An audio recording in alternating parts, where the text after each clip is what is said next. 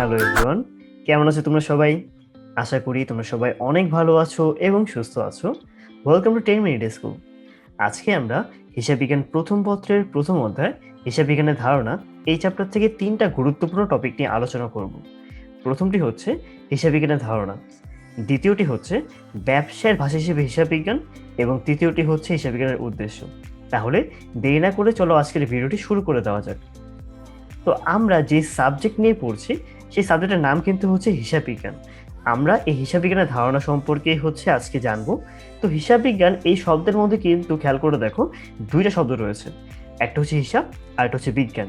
এই দুইটা শব্দের সমন্বয়ে হিসাব বিজ্ঞান শব্দটি গঠিত হয়েছে। হিসাব শব্দের মানে কি আর বিজ্ঞান শব্দের মানে কি? হিসাব শব্দের আবিধানিক অর্থ হচ্ছে গণনা করা, যে আমি হচ্ছে আমার কাছে কয়টা আপেল রয়েছে, আর কয়টা বই রয়েছে, এই যে আমি গণনা করছি, এই গণনাকেই আবেদনী করতে বলা হয়ে থাকে হচ্ছে হিসাব। কিন্তু ব্যবহারিক অর্থে হিসাবের ব্যাপারটা হচ্ছে আর একটু বিস্তৃত। ব্যবহারিক অর্থে হিসাব বলতে বোঝানো হয়ে থাকে যে অর্থের দ্বারা পরিমাপযোগ্য ব্যক্তি বা প্রতিষ্ঠানের সম্পত্তি, দায়, মালিকানা সত্ত্ব এবং আয় ব্যয় সংক্রান্ত লেনদেনের বিবরণ। অর্থাৎ একজন ব্যক্তি বা প্রতিষ্ঠান যে সম্পদগুলাকে, দায়গুলাকে, মালিকানা সত্ত্ব এবং আয় ব্যয় যদি এগুলোকে হচ্ছে অর্থের দ্বারা পরিমাপ করতে পারে, তখন সেই সংক্রান্ত লেনদেনকে যদি হচ্ছে আমি বিবরণের আকারে সাজাই, সেটাকে বলা হয়ে থাকে হচ্ছে হিসাব। তাহলে এটা হচ্ছে হিসাবের ব্যবহারিক অর্থ। আর আবিধানিক অর্থের মধ্যে ছিল হচ্ছে গণনা। আমাদের কিন্তু পরীক্ষায় এগুলো থেকে এমসিকিউ আসতে পারে যে আবিধানিক অর্থ হিসাব বলতে কি বোঝায়। আবিধানিক অর্থ হিসাব বলতে বোঝায় হচ্ছে গণনা করাকে। এবার জানিয়ে হচ্ছে আমরা বিজ্ঞান বলতে মেলে কি বোঝানো হচ্ছে। বিজ্ঞান বিজ্ঞান শব্দটির অর্থ হচ্ছে যে সুসংঘবদ্ধ এবং সুশৃঙ্খল কোনো জ্ঞান, এটাকেই বলতে পারি হচ্ছে আমরা বিজ্ঞান। এই হিসাব এবং বিজ্ঞান এই দুইটার সমন্বয়ে হচ্ছে হিসাব বিজ্ঞান এই শব্দের উদ্ভব ঘটেছে। তাহলে এবার হচ্ছে আমরা জেনে নিব যে হিসাব বিজ্ঞানের সংজ্ঞাটা আসলে কি। A.W. জনসন, উনি একজন বিখ্যাত ব্যক্তি। তো ওনার মতে অর্থের মাপকাঠিতে পরিমাপযোগ্য ব্যবসায়িক লেনদেন সমূহের সংগ্রহ, সংরক্ষণ, সুসংঘবদ্ধ লিপিবদ্ধকরণ, আর্থিক প্রতিবেদন প্রস্তুতকরণ ও বিশ্লেষণ ও বিশদ ব্যাখ্যাকরণকে বলা হয়ে থাকে হচ্ছে হিসাব বিজ্ঞান। এই সকল প্রতিবেদন থেকে প্রাপ্ত তথ্যসমূহ ব্যবসার পরিচালকগণকে ভবিষ্যৎ ব্যবসা পরিচালনা বিষয়ে নির্দেশ দিয়ে থাকে। তো আমরা হচ্ছে ওনার এই সংজ্ঞাটাকে একটু বিশ্লেষণ করি। প্রথমত হচ্ছে আমার এখানে বলা রয়েছে অর্থের মাপকাঠিতে পরিমাপযোগ্য ব্যবসায়িক লেনদেন সমূহকে সংগ্রহ করতে হবে। অর্থাৎ যে সকল ঘটনা যেগুলো হচ্ছে অর্থের মাপকাঠিতে পরিমাপযোগ্য, সে সকল ঘটনাকে হচ্ছে প্রথমে করতে হবে আমার সংগ্রহ। সংগ্রহ করার পর সেগুলোকে একটা সুনির্দিষ্ট উপায়ে আমাদের সংরক্ষণ করা দরকার। এরপরে এটাকে আমি সুসংঘবদ্ধ উপায়ে বা সঠিক একটা উপায়ে আমি নিয়ম ফলো করে কি করব, সেটাকে আমার হিসাবের বইয়ের মধ্যে হচ্ছে আমি লিপিবদ্ধ করব বা লিখব। এরপরে তার থেকেই হচ্ছে যেটা করা হবে, আর্থিক প্রতিবেদন হচ্ছে প্রস্তুত করা হবে এবং বিশ্লেষণ করে এবং বিশদ ব্যাখ্যাকরণ, এই যে ফুল প্রক্রিয়া আমি সম্পাদন করছি, এটাকে বলতে পারি হচ্ছে হিসাব বিজ্ঞান। এবং এই হিসাব বিজ্ঞান যে আমি হিসাব বিজ্ঞানের মাধ্যমে যে বিশদ ব্যাখ্যা করলাম আর প্রতিবেদন তৈরি করলাম, আর্থিক প্রতিবেদন তৈরি করানো, এটা কেন করা হয়? কারণ এই প্রতিবেদন থেকে হচ্ছে প্রাপ্ত তথ্যসমূহ ব্যবসার যে পরিচালকগণ রয়েছে তাদেরকে ভবিষ্যৎ ব্যবসা পরিচালনা বিষয়ে নির্দেশ দিয়ে থাকে। এবার হচ্ছে আমরা ত্রিপলে অথবা আমেরিকান অ্যাকাউন্টিং অ্যাসোসিয়েশন, এই যে প্রতিষ্ঠান রয়েছে, এটার একটা সংজ্ঞা রয়েছে, যে সংজ্ঞাটি হচ্ছে সর্বাধুনিক এবং উল্লেখযোগ্য। আমরা এই সংজ্ঞা সম্পর্কে হচ্ছে জেনে নিব। কি বলা হচ্ছে এখানে, যে তথ্য ব্যবহারকারীগণের তথ্য নির্ভর বিচার ও সিদ্ধান্ত গ্রহণের সহায়তার জন্য যেই প্রক্রিয়ায় অর্থনৈতিক তথ্য নির্ণয়, পরিমাপ এবং সরবরাহ করা হয় তাকেই বলা হচ্ছে হিসাব বিজ্ঞান। ঠিক আছে, এখানে কিন্তু আমাদের গুরুত্বপূর্ণ একটা এখানে এমসিকিউ আসছে যে AAA এটার ফুল মিনিং কি। এটা ফুল মিনিং হচ্ছে আমেরিকান অ্যাকাউন্টিং অ্যাসোসিয়েশন। তো এই প্রতিষ্ঠান যে সংজ্ঞাটি দিয়েছে সেটা হচ্ছে যে তথ্য ব্যবহারকারীগণ যারা রয়েছে তাদেরকে হচ্ছে তথ্য নির্ভর বিচার ও সিদ্ধান্ত গ্রহণের সহায়তার জন্য, যারা হচ্ছে তথ্য ব্যবহার করবে তার যাতে ঠিকমতো করে হচ্ছে তথ্যের ব্যবহার করতে পারে, সিদ্ধান্ত গ্রহণ করতে পারে, তাদেরকে সহায়তা করার জন্য আমরা একটা প্রক্রিয়াকে ফলো করছি, যেই প্রক্রিয়ার মাধ্যমে অর্থনৈতিক তথ্য বা আর্থিক তথ্য, যাকে লেনদেন বলি আমরা, সেই অর্থনৈতিক তথ্যকে নির্ণয় করা হচ্ছে, পরিমাপ করা হচ্ছে এবং তাদের জন্যই সরবরাহ করা হচ্ছে। কাদের জন্য? তথ্য ব্যবহারকারীগণদের জন্য হচ্ছে সরবরাহ করা হচ্ছে। সেই প্রক্রিয়াকে বলতে পারি হচ্ছে আমরা হিসাব বিজ্ঞান। তাহলে হচ্ছে আমরা যে এতগুলো সংজ্ঞা পড়ে আসলাম, হিসাব কি, বিজ্ঞানকে জেনে আসলাম, এবার হচ্ছে ফাইনাল একটা সংজ্ঞা জেনে নিই হিসাব বিজ্ঞান বলতে আসলে কি বোঝানো হচ্ছে। হিসাব বিজ্ঞান এটার একটা পারফেক্ট সংজ্ঞা হচ্ছে যে হিসাব বিজ্ঞান হলো এক ধরনের ব্যবহারিক জ্ঞান বা কৌশল যা কোনো প্রতিষ্ঠানের আর্থিক ঘটনাবলীকে হচ্ছে সংগ্রহ, লিপিবদ্ধকরণ, শ্রেণীবদ্ধকরণ প্রক্রিয়ার মাধ্যমে নির্দিষ্ট সময় পরে প্রয়োজনীয় আর্থিক হিসাব ও প্রতিবেদন প্রস্তুতের মাধ্যমে ব্যবহারকারীদের প্রয়োজনীয় তথ্য সরবরাহে সাহায্য করে। তো দেখতেই পারছো প্রথম স্টেপটা হচ্ছে আমার এখানের মধ্যে আর্থিক ঘটনাবলীগুলোকে হচ্ছে সংগ্রহ করতে হবে। এখন হিসাব বিজ্ঞানটা প্রথমেই হচ্ছে এক ধরনের ব্যবহারিক জ্ঞান বা কৌশল বা অন্য কথায় হচ্ছে প্রক্রিয়া। এর দ্বারা কি করা হয়? এর দ্বারা হচ্ছে প্রতিষ্ঠানের যে আর্থিক ঘটনাবলীগুলো রয়েছে সেগুলোকে আগে সংগ্রহ করতে হবে, সঠিক নিয়মে হিসাবের বইয়ের মধ্যে হচ্ছে লিপিবদ্ধকরণ করতে হবে বা লিখতে হবে। এরপর শ্রেণীবদ্ধকরণ প্রক্রিয়া সহ অন্যান্য যে প্রক্রিয়াগুলো রয়েছে সব প্রক্রিয়া ফলো করে একটা সার্টেন টাইম পর আমরা কি করব, প্রতিষ্ঠানের জন্য প্রয়োজনীয় আর্থিক হিসাব এবং প্রতিবেদন তৈরি করব। এগুলো কেন তৈরি করা হয়? এই আর্থিক হিসাব এবং প্রতিবেদন তৈরি করার মুখ্য উদ্দেশ্য হচ্ছে যারা হচ্ছে তথ্যের ব্যবহারকারী তাদের নিকট হচ্ছে প্রয়োজনীয় তথ্য সরবরাহে সাহায্য করা। এই যে প্রক্রিয়া, জ্ঞান, কৌশল, এটাকেই বলতে পারি হচ্ছে আমরা হিসাব বিজ্ঞান। তাহলে হচ্ছে আমরা যেই পার্ট সম্পর্কে জেনে নিলাম বা যেই টপিকটা আমরা ক্লিয়ার করে নিলাম সেটা হচ্ছে হিসাব বিজ্ঞানের ধারণা। আই গেস তোমাদের এই পার্টের মধ্যে বা এই টপিকের মধ্যে তোমাদের হচ্ছে আর কোনো ধরনের কোয়েশ্চেন নেই। তো যদি তোমাদের কেউ জিজ্ঞেস করে হিসাব বিজ্ঞান বলতে কি বুঝো তুমি, তাহলে তুমি খুব সহজেই কিন্তু হচ্ছে বর্ণনা করতে পারবা যে হিসাব বিজ্ঞানটা আসলে কি, এটা কোন প্রক্রিয়া, এই প্রক্রিয়ার মাধ্যমে কি কি করা হয়ে থাকে, এই সম্পর্কে কিন্তু তোমার আইডিয়া এখন ক্লিয়ার হয়ে গেল। এরপরে হচ্ছে আমরা যেটা নিয়ে জানবো সেটা হচ্ছে হিসাব বিজ্ঞানের প্রক্রিয়া। এটাকে হচ্ছে একটা চিত্রের মাধ্যমে আমরা উপস্থাপন করতে পারি। কেমন চিত্র? যে লেনদেন শনাক্তকরণ বা চিহ্নিতকরণ, তারপর হচ্ছে লেনদেন লিপিবদ্ধকরণ এবং সংশ্লিষ্ট পক্ষের নিকট তথ্য সরবরাহকরণ। আমরা যে এতগুলো সংজ্ঞা পড়ে আসলাম ওই সবগুলো সংজ্ঞার মধ্যে কিন্তু হচ্ছে মেনলি এই তিনটা কাজকে কিন্তু মেনলি হচ্ছে কি করা হচ্ছিল, হাইলাইট করা হচ্ছিল। প্রথমে আমার আর্থিক যে ঘটনাবলী বা লেনদেন সেগুলো চিহ্নিতকরণ করতে হয়, তারপর সেগুলো লিপিবদ্ধকরণ করতে হয় এবং তারপরে সংশ্লিষ্ট পক্ষের নিকট সেটাকে সরবরাহ করতে হয়। এখন এই যে ডায়াগ্রামটা রয়েছে বা চিত্র রয়েছে এটাকে মনে রাখার জন্য না খুবই সহজ একটা ওয়ে আছে। আমরা প্রায় কম সবাই হচ্ছে কি করে থাকি, আমরা কম্পিউটার ইউজ করে থাকি। কম্পিউটার কিভাবে কাজ করে? কম্পিউটারের মধ্যে হচ্ছে আমরা কোনো একটা তথ্যকে হচ্ছে আমরা ইনপুট দিই, সে সেটাকে প্রসেস করে তারপর সেটাকে হচ্ছে আমাদের কাছে আউটপুট হিসেবে সে হচ্ছে প্রদান করে। তো আমরা যে এখানের মধ্যে হিসেবে এখানে কাজগুলো রয়েছে সেটাকে হচ্ছে আমরা ইনপুট, প্রসেসিং, আউটপুট এর মতো হচ্ছে আমরা প্রকাশ করতে পারি। এরকম ব্যাপারটা এই যে লেনদেন, যে আমরা সংগঠিত লেনদেন এগুলাকে যে হচ্ছে আমরা কি শনাক্তকরণ করছি এটাকে বলতে পারি হচ্ছে আমরা ইনপুট।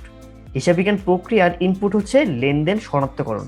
যেটা হয় যে একটা ব্যবসার মধ্যে অসংখ্য ঘটনা হচ্ছে সংঘটিত হয়, এই ঘটনাগুলোর মধ্যে কিছু হচ্ছে আর্থিক ঘটনা, কিছু অনার্থিক ঘটনা। আর্থিক ঘটনাগুলোকে বলতে পারি হচ্ছে আমরা লেনদেন। ব্যবসার মধ্যে যেই লেনদেনগুলো সংঘটিত হচ্ছে সেগুলোকে বলতে পারি হচ্ছে আমরা ইনপুট, এই সংঘটিত লেনদেন। এই লেনদেনগুলোকেই একদম প্রথম পর্যায়ে গিয়ে হচ্ছে শনাক্তকরণ করতে হয়। কিভাবে করে হচ্ছে আমরা এই লেনদেনগুলো শনাক্ত করতে পারি?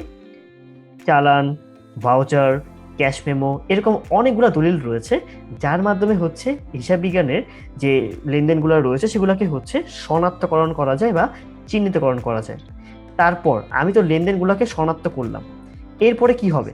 এরপর এটাকে হচ্ছে আমার প্রসেস করতে হবে। প্রসেসিং এর পার্টটাকে বলতে পারি হচ্ছে আমরা লিপিবদ্ধকরণ। তো কিভাবে করে এই লেনদেনগুলো লিপিবদ্ধকরণ করতে পারি? এর জন্য হচ্ছে মেইনলি প্রথমত আমাদের লেনদেনগুলোকে বিশ্লেষণ করতে হবে। বিশ্লেষণ করা বলতে বোঝানো হচ্ছে আমরা তো লেনদেনগুলো চিহ্নিত করলাম কোনগুলো হচ্ছে আর্থিক লেনদেন, তারপর এই লেনদেনের দ্বারা কোন কোন পক্ষ প্রভাবিত হয়েছে, কোন পক্ষ সুবিধা গ্রহণ করলো, কোন পক্ষ সুবিধা প্রদান করলো, তার উপর বেস করে হচ্ছে আমরা সুবিধা গ্রহণকারী পক্ষ এবং প্রদানকারী পক্ষকে হচ্ছে নির্ণয় করি। তারপর আমরা হিসাব বিজ্ঞানের যে নিয়ম নীতিগুলো রয়েছে দুইতরফা দাখিলা পদ্ধতি সেটা প্রয়োগ করে আমরা ডেবিট এবং ক্রেডিট পক্ষে হচ্ছে আমরা এগুলাকে বিশ্লেষণ করতে পারি। এরপর সুনির্দিষ্ট একটা নিয়ম অনুযায়ী সেই লেনদেনগুলোকে হচ্ছে জাবেদাভুক্তকরণ করতে হয়। একটা লেনদেন সংগঠিত হওয়ার পর প্রাথমিকভাবে যেই বইয়ের মধ্যে হচ্ছে আমরা লিপিবদ্ধকরণ করি তাকেই বলতে পারি হচ্ছে আমরা জাবেদা। এই জাবেদাভুক্ত করার পর এই লেনদেনগুলোকে হচ্ছে স্থানান্তর করতে হয় খতিয়ানে। যে এখানের মধ্যে যেটা করা হয় যে বিভিন্ন হিসাব শিরোনামের অধীনে আমার লেনদেনগুলোকে হচ্ছে সাজানো লাগে। তো এই ফুল প্রসেসকে বলতে পারি হচ্ছে আমরা লিপিবদ্ধকরণ। এইটাকে বলছি আমরা কি প্রসেসিং। এরপরে হচ্ছে একটা আউটপুট আসবে, যে আমি মনে করো কিছুটা যোগ বিয়োগ করছি আমি কম্পিউটারের মধ্যে, আমি কিছুটা লিখলাম যে 2 + 2, কম্পিউটার প্রসেস করবে, তারপর আমাকে একটা আউটপুট দিবে যে 2+2 হচ্ছে 4। ঠিক সেম ভাবে আমি লেনদেনগুলোকে হচ্ছে সংগ্রহ করলাম, তারপর হিসাবের বইয়ের মধ্যে লিপিবদ্ধ করলাম হিসাব বিজ্ঞান, তারপর কি করবে, এটা থেকে একটা আউটপুট দিবে। এবং এই যে আউটপুট দিচ্ছে এটাকে বলতে পারি হচ্ছে আমার প্রস্তুতকরণ এবং প্রাপ্ত তথ্য। কি প্রস্তুত করে? আউটপুট দেওয়ার জন্য হিসাব বিজ্ঞান বিভিন্ন ধরনের আর্থিক বিবরণী এবং প্রতিবেদনকে হচ্ছে তৈরি করে থাকে। এবং এখান থেকে যে তথ্য পাওয়া যায়, এই তথ্যগুলো হচ্ছে বিভিন্ন পক্ষের নিকট বা তথ্যের যে ব্যবহারকারী রয়েছে তাদের নিকট হচ্ছে সরবরাহ করা হয়, যাতে করে তাদের যে প্রয়োজনীয় তথ্যগুলো রয়েছে তারা এখান থেকে হচ্ছে ব্যবহার করতে পারে। তো দেখতেই পারছো যে ইনপুট, প্রসেসিং, আউটপুট এই নিয়ে মনে রাখার চেষ্টা করলে কিন্তু খুব সহজেই হচ্ছে আমরা হিসাব বিজ্ঞানের প্রক্রিয়াগুলোকে হচ্ছে মনে রাখতে পারি। প্রথমত হচ্ছে আমরা লেনদেনগুলোকে কি করেছি, লেনদেনগুলোকে প্রথমত হচ্ছে আমরা শনাক্ত করেছি, এরপর আমরা লেনদেনগুলোকে লিপিবদ্ধকরণ করেছি, এবং সবার শেষে গিয়ে হচ্ছে আমরা লেনদেনগুলোর থেকে যে তথ্যগুলো পেয়েছি সেই তথ্যগুলোকে হচ্ছে আমরা বিভিন্ন পক্ষের নিকট সরবরাহ করেছি। তো এই টোটাল পার্টটাই ছিল হচ্ছে আমাদের হিসাব বিজ্ঞানের ধারণা। আমাদের সেকেন্ড টপিক কোনটা? সেকেন্ড টপিকটা হচ্ছে ব্যবসায়ের ভাষা হিসাবে হিসাব বিজ্ঞান। হিসাব বিজ্ঞানকে আমরা ব্যবসায়ের ভাষা বলতে পারি। কেন কেন হিসাব বিজ্ঞানের ব্যবসায়ের ভাষা বলা হয়, এখনই হচ্ছে আমরা এই সম্পর্কে জানবো। ব্যাপারটা হচ্ছে, আমি তোমার সাথে কথা বলছি, কথা বলার জন্য কিন্তু হচ্ছে আমার একটা মাধ্যম দরকার। এই মাধ্যমটাই হচ্ছে ভাষা। তোমাদের সাথে আমি বাংলা ভাষায় কথা বলছি, যার কারণে তোমরা খুব সহজে হচ্ছে আমার কথা বুঝতে পারছো, আমার মনের ভাব বুঝতে পারছো। ঠিক সেম ভাবে ব্যবসায়ের যে মনের ভাব সেটা প্রকাশ করার জন্য হচ্ছে হিসাব বিজ্ঞানকে ব্যবহার করা হয়ে থাকে, যার কারণে হচ্ছে আমরা বলতে পারি হিসাব বিজ্ঞানকে ব্যবসায়ের ভাষা। এখন এটা তো হচ্ছে আমি জাস্ট বললাম, এখন এটাকে প্রমাণ করে দেখাই কিভাবে করে হচ্ছে আমরা হিসাব বিজ্ঞানকে ব্যবসায়ের ভাষা বলতে পারি। প্রথমত, ভাষা হওয়ার জন্য একদম গুরুত্বপূর্ণ শর্তের মধ্যে গিয়ে পড়ে যে নিজস্ব পদ ও সমষ্টি থাকতে হবে। কিছু ব্যাকরণিক হচ্ছে আমার কি হয়, ব্যাকরণ থাকবে, নিয়ম নীতি থাকবে, যেই নীতির উপর ভিত্তি করে কিন্তু হচ্ছে আমাদের কি করতে হয়, একটা ভাষা গঠন করতে হয়। যেমন যখন কিনা আমরা কোনো সেন্টেন্স গঠন করি, ইংলিশে কিন্তু হচ্ছে সেন্টেন্স গঠন করার টাইমে গিয়ে হচ্ছে আমাকে ফার্স্টে হচ্ছে সাবজেক্টকে আনতে হয়, এরপরে হচ্ছে ভার্ব, তারপর হচ্ছে অবজেক্ট, এক্সটেনশন। এরকম করে কিন্তু আমাদের কি রয়েছে, কিছু নিয়ম রয়েছে, যেই নিয়মগুলোর উপর বেস করে হচ্ছে প্রত্যেকটা সেন্টেন্স গঠন করা হচ্ছে, পুরো ভাষায় গঠন করা হচ্ছে। ঠিক সেম ভাবে হিসাব বিজ্ঞানেরও হচ্ছে নিজস্ব কিছু নিয়ম নীতি রয়েছে, কিছু প্রক্রিয়া রয়েছে, যেই প্রক্রিয়ার মাধ্যমে হচ্ছে হিসাব বিজ্ঞানকে হচ্ছে আমরা কি করতে পারি, হিসাব বিজ্ঞানের প্রক্রিয়াগুলো হচ্ছে আমরা সম্পাদন করতে পারি, বা এর ধাপগুলোকে হচ্ছে আমরা সম্পন্ন করতে পারি। চাইলেই হচ্ছে আমরা একটা কাজ আগে একটা কাজ পরে এভাবে উল্টাপাল্টা করে করা পসিবল না। একটা ভাষার মধ্যে যেমন কিছু নিয়ম রয়েছে, ওই নিয়ম মেনেই, তার পদসমষ্টি মেনে তারপরে হচ্ছে এখানে কি করতে হয়, আমরা ভাষাকে ইউজ করতে পারি। ঠিক সেম ভাবে হিসাব বিজ্ঞানকে ইউজ করার জন্য হচ্ছে তার নিজস্ব যে নিয়ম নীতিগুলো রয়েছে সেগুলো আমাদের অবশ্যই ফলো করতে হবে। 2 নাম্বারটা হচ্ছে অধ্যবসায় ও চর্চা। একটি ভাষা যখন কিনা শিখতে হয় তখন প্রচুর পরিমাণে অধ্যবসায় দরকার, চর্চা দরকার, না হলে কিন্তু হচ্ছে খুব সহজে একটা ভাষা ভাষা শেখা হচ্ছে পসিবল না। যেমন আমি তো বাংলা ভাষায় কথা বলছি, এখন আমি যদি চাই যে আমি হচ্ছে অন্য কোনো দেশের ভাষা শিখবো, তাই আমি চাচ্ছি আমি কোনো চাইনিজ ভাষা শিখতে চাচ্ছি। এখন এই চাইনিজ ভাষা শেখাটা আসলে এতটা সহজ না, কারণ ওদের ভাষাটা আসলে অনেক কঠিন। কারণ আমি কখনো শিখিনি না, আমি কখনো জানি না কিভাবে করে ওরা কথা বলে। তো আমি চাচ্ছি একদম নতুন করে শিখতে, এত সহজে কিন্তু শেখা পসিবল না। আমার মধ্যে অধ্যবসায় থাকতে হবে, প্রচুর চর্চা করতে হবে, তাহলে দেখা যাবে আস্তে আস্তে আমি এই ভাষাটা রপ্ত করতে পারবো। ঠিক সেম ভাবে হিসাব বিজ্ঞান চাইলে শেখা পসিবল না, আমাদের অবশ্যই নির্দিষ্ট প্রক্রিয়ার মাধ্যমে, চর্চার মাধ্যমে, অধ্যবসায় করে তারপরে হিসাব বিজ্ঞান শেখাটা হচ্ছে পসিবল। ঠিক আছে, এই কারণে আমরা বলতে পারি এটা হচ্ছে ব্যবসায়ের একটা ভাষা। 3 নাম্বারটা, ব্যাপারটা হচ্ছে যে এখানের মধ্যে আমরা ভাষার মাধ্যমে আমাদের অনেকগুলা ভাব প্রকাশ করতে পারি, মনের ভাব প্রকাশ করতে পারি। ঠিক সেম ভাবে হিসাব বিজ্ঞানও হচ্ছে এই ব্যবসায় তার হিসাব বিজ্ঞানের মাধ্যমে বিভিন্ন ভাষা প্রকাশ করতে পারে বা ভাব প্রকাশ করতে পারে। কেমন ভাব? প্রথমটি হচ্ছে আর্থিক ফলাফল সংক্রান্ত ভাব প্রকাশ। আর্থিক ফলাফল বলতে মেনলি বোঝানো হচ্ছে একটি ব্যবসায়ের মধ্যে একটি নির্দিষ্ট সময় ধরে ব্যবসা চালানোর পর ব্যবসায় কি হচ্ছে লাভ হলো নাকি ব্যবসায়ের ক্ষতি হলো, এই সংক্রান্ত যে ফলাফল সেটাকে বলা হয়ে থাকে হচ্ছে আর্থিক ফলাফল। অর্থাৎ একটা নির্দিষ্ট হিসাবকাল যাওয়ার পর ব্যবসায়ের মধ্যে এখন কি ফলাফল রয়েছে তাকে বলা হচ্ছে আর্থিক ফলাফল। হিসাব বিজ্ঞান ব্যবসায়কে হচ্ছে সাহায্য করে তার এই আর্থিক ফলাফল সংক্রান্ত ভাবকে প্রকাশ করার জন্য। যদি আমি জানতে চাই যে এবিসি কোম্পানি এই বছর কি লাভ করেছে না ক্ষতি করেছে, এটা জানার জন্য হচ্ছে আমি হিসাব বিজ্ঞানের সাহায্য নিব। এরপরে হচ্ছে আর্থিক অবস্থা সংক্রান্ত ভাব প্রকাশ।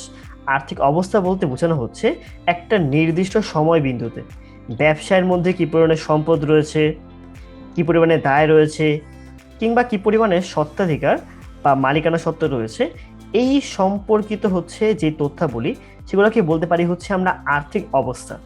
হিসাব বিজ্ঞানের মাধ্যমে আমরা জানতে পারি কোনো একটা নির্দিষ্ট সময় বিন্দুতে একটা ব্যবসায়ের মধ্যে কি পরিমাণে সম্পদ রয়েছে, দায় রয়েছে, স্বত্বাধিকার রয়েছে। এভাবে করেই হিসাব বিজ্ঞান ব্যবসায়কে তার আর্থিক অবস্থা সংক্রান্ত ভাব প্রকাশে সাহায্য করে থাকে। এরপরে হচ্ছে নগদ সংক্রান্ত ভাব প্রকাশ, অর্থাৎ কি পরিমাণে হচ্ছে নগদের আন্তঃপ্রবাহ ঘটলো, কি পরিমাণে নগদের হচ্ছে বহিঃপ্রবাহ ঘটলো, অর্থাৎ কি পরিমাণ টাকা আসলো অথবা কি পরিমাণ টাকা হচ্ছে চলে গেল নির্দিষ্ট সময় পরে, নগদের হচ্ছে ব্যালেন্স কত বা উদ্বৃত্ত কত। এই যে ভাবগুলা রয়েছে, এই তথ্যগুলা, এগুলা প্রকাশ করার জন্য ব্যবসায়িক সাহায্য করে থাকে হচ্ছে হিসাব বিজ্ঞান। এভাবে করে আর্থিক ফলাফল সংক্রান্ত, আর্থিক অবস্থা সংক্রান্ত, নগদ সংক্রান্ত এই সকল ভাব প্রকাশ করতে সাহায্য করে থাকে হচ্ছে হিসাব বিজ্ঞান। যেমন করে হচ্ছে আমি তোমাদের কাছে হচ্ছে বাংলা ভাষার মাধ্যমে আমার মনে হয় প্রকাশ করতে পারছি, ঠিক সেম ভাবে কিন্তু ব্যবসা হিসাব বিজ্ঞানের মাধ্যমে এই যে ভাবগুলো রয়েছে সেগুলো প্রকাশ করতে পারে। এরপরে হচ্ছে ব্যবস্থাপনা কর্তৃপক্ষকে সহায়তা দান। খেয়াল করে দেখো, আমি যে কথা বলছি আমার মাধ্যমে কিন্তু তোমার সাথে কমিউনিকেট করাটা পসিবল হচ্ছে। ঠিক সেম ভাবে ব্যবসায় যে এই যে ফলাফলগুলো রয়েছে, অবস্থা, নগদ সংগত ভাব, এগুলোর মাধ্যমে ব্যবস্থাপনা কর্তৃপক্ষের সাথে হচ্ছে কমিউনিকেট করে থাকে, যার ফলে ব্যবস্থাপনা কর্তৃপক্ষ জানতে পারে যে এরপরে কোন স্টেপ গ্রহণ করা উচিত। অর্থাৎ হিসাব বিজ্ঞানের মাধ্যমে হচ্ছে এখানের মধ্যে ক্যালকুলেশন করা হচ্ছে যাবতীয়, এরপরে জানিয়ে দেওয়া হয় হচ্ছে ব্যবস্থাপনা কর্তৃপক্ষকে, যার উপর বেস করে তারা পরবর্তীতে হচ্ছে বেশ কিছু ধরনের কি নিয়ে থাকে, পদক্ষেপ নিয়ে থাকে। ঠিক আছে, তো এখানের মধ্যে দেখতেই পারছো যে একটা ব্যবসায়ের মধ্যে যত ভাষা রয়েছে, সব ধরনের ভাষা প্রকাশের মধ্যে কিন্তু হচ্ছে হিসাব বিজ্ঞান একটা বেশ ভালো ভূমিকা পালন করছে, যার কারণে বলতে পারি হচ্ছে হিসাব বিজ্ঞান ব্যবসায়ের একটা ভাষা। এরপরে হচ্ছে আমরা যে টপিক সম্পর্কে জানবো সেটা হচ্ছে হিসাব বিজ্ঞানের উদ্দেশ্য। কেন হচ্ছে আমরা হিসাব বিজ্ঞানকে ব্যবহার করব? হিসাব বিজ্ঞানের উদ্দেশ্যকে মেনলি আমরা দুইটা ভাগে ভাগ করতে পারি, একটা হচ্ছে মুখ্য উদ্দেশ্য এবং দ্বিতীয়টি হচ্ছে গৌণ উদ্দেশ্য। প্রথমে জেনে নিই হচ্ছে আমরা মুখ্য উদ্দেশ্য সম্পর্কে, যে কোন কোন উদ্দেশ্যে আমার হিসাব বিজ্ঞানকে ব্যবহার করতে পারি আমরা, কোনগুলো মেইন উদ্দেশ্য। প্রথমটি হচ্ছে আর্থিক লেনদেনকে লিপিবদ্ধকরণ এবং সংরক্ষণ করা। যখন কিনা একটা লেনদেন সংঘটিত হচ্ছে, সেই লেনদেনকে আমরা সঠিক নিয়মে হিসাবের বইতে লিপিবদ্ধ করার জন্য এবং সংরক্ষণ করার জন্য হচ্ছে আমরা হিসাব বিজ্ঞানকে ব্যবহার করতে পারি। ঠিক আছে, না হলে দেখা যাবে যদি হচ্ছে আমরা হিসাব বিজ্ঞানের মধ্যে যে লেনদেনগুলো সংঘটিত হচ্ছে সেগুলো না লিখি, সংরক্ষণ না করি, পরবর্তীতে কিন্তু আমার ব্যবসায়ের সঠিক ফলাফল প্রকাশ পাবে না বা সঠিক আর্থিক ফলাফল প্রকাশ পাবে না। এরপরে হচ্ছে আর্থিক ফলাফল নির্ণয় এবং আর্থিক অবস্থা নির্ণয়। একটু আগে বলে আসলাম, আর্থিক ফলাফল মানে হচ্ছে ব্যবসায়ের মধ্যে যে নির্দিষ্ট সময় পরে বা নির্দিষ্ট হিসাবকাল পরে কি পরিমাণে হচ্ছে লাভ হলো বা ক্ষতি হলো, এই সকল তথ্যগুলিকে বলতে পারি হচ্ছে আমরা আর্থিক ফলাফল। এছাড়া একটা নির্দিষ্ট সময় বিন্দুতে ব্যবসার মধ্যে কি পরিমাণে সম্পদ রয়েছে, দায় রয়েছে, মালিকানা সত্ত্ব রয়েছে, এটাকে বলা হয়ে থাকে হচ্ছে আর্থিক অবস্থা। তো এই আর্থিক ফলাফল এবং আর্থিক অবস্থা এই দুটো নির্ণয় করার জন্য কিন্তু হচ্ছে হিসাব বিজ্ঞানকে আমরা ব্যবহার করতে পারি। এবং সব থেকে অন্যতম গুরুত্বপূর্ণ একটা বলতে পারি, এখানের মধ্যে পয়েন্ট দেওয়া আছে, হিসাব কারিগণকে হচ্ছে সহায়তা প্রদান। যারা এই হিসাবের তথ্য ব্যবহার করছে তাদেরকে সহায়তা প্রদান করা বা তথ্য প্রদান করা, এটাও কিন্তু হিসাব বিজ্ঞানের অন্যতম একটা উদ্দেশ্যের মধ্যে গিয়ে পড়ছে। তো এগুলোই হচ্ছে হিসাব বিজ্ঞানের মুখ্য উদ্দেশ্য, যেগুলো প্রধান উদ্দেশ্য। এছাড়াও হিসাব বিজ্ঞান আরো অনেক ধরনের হচ্ছে উদ্দেশ্য পালন করে থাকে, ওগুলোকে বলতে পারি আমরা গৌণ উদ্দেশ্য। যেমন প্রথমটা হচ্ছে জালিয়াতি রোধ। আমার একটা ব্যবসায়ের মধ্যে দেখা যায় যে অনেকেই হচ্ছে ইচ্ছাকৃত ভুল করে থাকে নিজের কোনো সুবিধার জন্য বা ব্যবসার ক্ষতি করার জন্য, এটাকে বলতে পারি হচ্ছে আমরা জালিয়াতি। তো এই যে জালিয়াতি রয়েছে সেটা কিন্তু খুব ইজিলি হিসাব বিজ্ঞানের মাধ্যমে রোধ করা যায়, কারণ কি পরিমাণে টাকা আসছে, কি পরিমাণে চলে যাচ্ছে, কি পরিমাণে ক্রয় হলো, বিক্রয় হলো, সম্পদ কত, দায় কত, এই সব কিছু জানা পসিবল হিসাব বিজ্ঞানের মাধ্যমে। যদি হচ্ছে দেখা যায় যে হিসাব বিজ্ঞান আমাকে বলছে এই এই সপ্তাহের মধ্যে ব্যবসায় থাকা উচিত 1 লাখ টাকা, কিন্তু ব্যবসার মধ্যে আছে অ্যাকচুয়ালি হচ্ছে 80,000 টাকা, তখনই গিয়ে বুঝবে 20,000 টাকা একটা গোলমাল হয়ে গিয়েছে। এই গোলমালটা কেন হয়েছে তখন তুমি খুঁজে বের করার ট্রাই করবে। অবশ্যই কি হয়তো ইচ্ছা করে ভুলটা করেছিল, যার কারণে গিয়ে হচ্ছে এই একটা সমস্যা ক্রিয়েট হয়েছে, যাতে করে সে নিজে হচ্ছে এই টাকাটা আত্মসাৎ করতে পারে। এই যে জালিয়াতি করলো সেটা রোধ করা যায় কিন্তু হচ্ছে খুব ইজিলি হিসাব বিজ্ঞানের মাধ্যমে। যখনই দেখবে যে হিসাব বিজ্ঞান দিয়ে খুব ইজিলি হচ্ছে এগুলো খুঁজে বের করা যাচ্ছে, তখন কিন্তু কেউই হচ্ছে আর জালিয়াতি করার জন্য সাহস পাবে না। দেন 2 নাম্বার, দেনা পাওনা নিষ্পত্তি। দেনা পাওনা নিষ্পত্তি বলতে বোঝানো হচ্ছে একটা ব্যবসায় অনেক সময় দেখা যায় ধারে পণ্য ক্রয় করে, তখন এখানে হচ্ছে পাওনাদারের উদ্ভব ঘটে। আবার ধারে পণ্য বিক্রয় করলে দেনাদারের উদ্ভব ঘটে। তো কি পরিমাণে হচ্ছে পাওনাদার রয়েছে, তাদেরকে কি পরিমাণ টাকা পরিশোধ করা দরকার, বা দেনাদারের কাছ থেকে কি পরিমাণ টাকা হচ্ছে আমি পাবো, সেগুলো জানতে পারি হচ্ছে আমরা হিসাব বিজ্ঞানের মাধ্যমে, যা আমার দেনা এবং পাওনা নিষ্পত্তিতে সহায়তা করে থাকে। কর নির্ধারণের সহায়ক। একটা ব্যবসায়ের মধ্যে নির্দিষ্ট পরিমাণ যখন কিনা হচ্ছে আয় করা হচ্ছে, সে আয়ের উপর কিন্তু হচ্ছে সরকারকে একটা কর দেওয়া লাগে, ঠিক আছে? তো সরকারকে হচ্ছে প্রত্যেক হিসাবকাল পরে কি পরিমাণে কর দেওয়া লাগবে তা সঠিকভাবে নিরূপণ করার জন্য কিন্তু হচ্ছে আমরা হিসাব বিজ্ঞানকে ব্যবহার করতে পারি। অপ্রয়োজনীয় ব্যয় নিয়ন্ত্রণ। এই হিসাব বিজ্ঞান ব্যবহার করে জানতে পারবো আমরা যে আমাদের আসলে কোথায় কোথায় ব্যয় হচ্ছে। তো যদি আমি দেখতে পারি আমার কোথায় কত টাকা ব্যয় হচ্ছে, কিভাবে করে ব্যয় করছি, কত ফ্রিকুয়েন্টলি ব্যয়গুলো করছি, ওখান থেকে একটা আইডিয়া হয়ে যায় যে কোন কোন জায়গায় আমার ব্যয় না করলেও চলবে, কোন কোন জায়গায় আমি অপ্রয়োজনীয় ব্যয় করছি। হয়তো তুমি দিনের মধ্যে মনে করো তুমি গেম খেলো, ঠিক আছে? তোমার গেম খেলতে অনেক পছন্দ। তুমি যখনই টাইম পাও একটু করে গেম খেলো। তোমার মনে হচ্ছে আরে গেম খেলে তো খুব বেশি টাইম লস হয় না, হয়তো 5 মিনিটের একটা ম্যাচ বা 10 মিনিটের একটা ম্যাচ খেলে জাস্ট তুমি কাজ করা শুরু করলে। কিন্তু তুমি যদি হচ্ছে খেয়াল করে দেখো, তুমি যদি দেখো দিনের মধ্যে তুমি আসলে কতক্ষণ খেলছো, দেখা যাবে তুমি হয়তো 3-4 ঘন্টা শুধু শুধু ব্যয় করে ফেলছো একটা গেম খেলার পিছনে। তখন তুমি একসাথে করলে আসলে বোঝা পসিবল হয় যে নির্দিষ্ট কাজে আসলে তুমি কতটুকু হচ্ছে তোমার টাইমটা খরচ করছো। ঠিক সেম ভাবে যখন কিনা হচ্ছে আমরা খরচগুলোকে একসাথে নিয়ে আসি, তখন জানা পসিবল যে আমি নির্দিষ্ট জায়গার মধ্যে কি পরিমাণে হচ্ছে আমি ব্যয় করছি। তো এই ব্যয়গুলোর থেকে আসলে বোঝা পসিবল যে এই ব্যয়গুলো আমার না করলেও চলে, এই ব্যয় হয়তো আমার কমানো পসিবল। তখন গিয়ে আমরা এই অপ্রয়োজনীয় যে ব্যয়গুলো রয়েছে সেগুলো নিয়ন্ত্রণ করতে পারবো। ঠিক সেম ভাবে মনে করো তুমি দেখলা যে তোমার দিনের মধ্যে আধা ঘন্টার বেশি গেম খেলা উচিত না, বাট তুমি 3-4 ঘন্টা গেম ইজিলি খেলে ফেলছো, যার কারণে কিন্তু তোমার অন্যান্য কাজের মধ্যে পড়াশোনায় বা তোমার হচ্ছে অন্যান্য যত কাজ আছে সবগুলো তোমার সমস্যা হচ্ছে। তো তুমি ট্রাই করবা তোমার যাতে গেম খেলার পিছনে তোমার কম সময় নষ্ট হয়, তুমি ওইদিকে হচ্ছে মনোযোগ দেওয়ার ট্রাই করবা। তো এভাবে করে ব্যবসার মধ্যে কি করা যায়, অপ্রয়োজনীয় ব্যয়কে হচ্ছে নিয়ন্ত্রণ করা পসিবল। সম্পদের উপর নিয়ন্ত্রণ। ব্যবসার মধ্যে কি ধরনের সম্পদ রয়েছে সেটা সম্পর্কে হচ্ছে আমরা আইডিয়া পেতে পারি হিসাব বিজ্ঞান থেকে। তো যদি এমন হয় যে আমি হচ্ছে অতিরিক্ত সম্পদ কিনছি যে সম্পদগুলো দরকার নেই, তখন সেগুলোর সম্পর্কে কিন্তু একটা আইডিয়া পেতে পারি। তখন এক্সট্রা করে সম্পদ আমি কিনবো না। অথবা আমার কি পরিমাণ নতুন সম্পদ প্রয়োজন সেগুলো সম্পর্কে আইডিয়া পাওয়া যায়, তখন আমি ওই সম্পদে বেশি বিনিয়োগ করবো। এভাবে করে সম্পদের উপর নিয়ন্ত্রণ আনা পসিবল হিসাব বিজ্ঞানের মাধ্যমে। গাণিতিক শুদ্ধতা যাচাই। যেটা করা হয় হিসাব বিজ্ঞানের মধ্যে খুবই গুরুত্বপূর্ণ ধাপের মধ্যে গিয়ে পড়ে হচ্ছে র্যামিল। র্যামিলের মধ্যে যেটা করা হয়, আমাদের ডেবিট এবং ক্রেডিট পক্ষকে দেখা হয় যোগ করে যে দুই পক্ষ সমান আছে নাকি। তখনই বোঝা যায় যে আমি যে হিসাব বিজ্ঞানের মধ্যে ম্যাথগুলো করলাম আমার গাণিতিকভাবে সেগুলো শুদ্ধ হয়েছে নাকি। এভাবে আরো জায়গায় জায়গায় দেখা যায় অনেকভাবে কি করা হয় হিসাব বিজ্ঞানের মাধ্যমে, আমি যে লেনদেনগুলোকে শনাক্ত করছি, লিপিবদ্ধকরণ করছি, সেগুলো ঠিক আছে নাকি, আমি ঠিকভাবে লিপিবদ্ধ করছি নাকি, সে সম্পর্কে হচ্ছে একটা আইডিয়া পাওয়া যেতে পারে।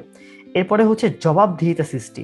যেহেতু এখানে হচ্ছে প্রত্যেকটা কাজ নির্দিষ্ট করা কিভাবে করে করতে হবে সব ঠিক করাই আছে, তো প্রত্যেককে তো কাজ ভাগ করে দেওয়া হচ্ছে যে তুমি হচ্ছে সেবিকানের এই কাজ করবা, তুমি সেবিকানের এই কাজ করবা। সো নির্দিষ্ট কোন জায়গায় যদি ভুল হয়, অবশ্যই তাদের থেকে হচ্ছে জবাবদিহিতা নেওয়া পসিবল। আবার যদি কেউ হচ্ছে কোনো ভুল করে, জালিয়াতি করে, তখন কিন্তু খুব ইজিলি এগুলো আইডেন্টিফাই করা পসিবল এবং তাদের থেকে হচ্ছে জবাবদিহিতা নেওয়া পসিবল। যার ফলে মানুষ ভুল করার প্রবণতা কমিয়ে দেয়, কারণ সে জানে সে যদি ভুল করে তার জন্য তাকে জবাবদিহি করা লাগবে। এরপরে হচ্ছে বিরোধ মীমাংসা। হিসাব বিজ্ঞানের মধ্যে প্রত্যেকটা লেনদেনের জন্য অসংখ্য দলিল ব্যবহার করা হচ্ছে। যদি এমন হয় আমি কোনো একটা পণ্য হচ্ছে বিক্রি করলাম, বাট বিক্রি করার পর যিনি কিনেছেন তিনি বলছেন আমি তো পণ্য কিনি নেই, হয়তো তিনি চালান হারিয়ে ফেলেছেন, কিন্তু আমার কাছে চালানের কপি রয়েছে আরেকটা, তাকে দেখিয়ে বললাম যে দেখেন আমার কাছে তো হচ্ছে প্রমাণ রয়েছে যে আপনি আমার কাছে হচ্ছে পণ্য কিনেছেন, তখন সে অবশ্যই আমাকে টাকা দিতে বাধ্য থাকবে। তো এভাবে করে হচ্ছে বিভিন্ন দলিলপত্র থাকায় এখানে বিরোধ হওয়ার সম্ভাবনা খুবই কম, এবং লাগলেও সেখানে হচ্ছে খুব ইজিলি হচ্ছে এগুলা মীমাংসা করা যায়। তো এগুলোই ছিল হচ্ছে আজকে আমাদের ক্লাসের টপিক। তো আশা করি এই টপিকগুলো সম্পর্কে তোমাদের আইডিয়া একদম ক্লিয়ার হয়ে গিয়েছে। তাহলে তোমার সাথে দেখা হচ্ছে পরবর্তী ভিডিওগুলোতে। এই ভিডিও দেখার জন্য তোমাদের সবাইকে অসংখ্য ধন্যবাদ।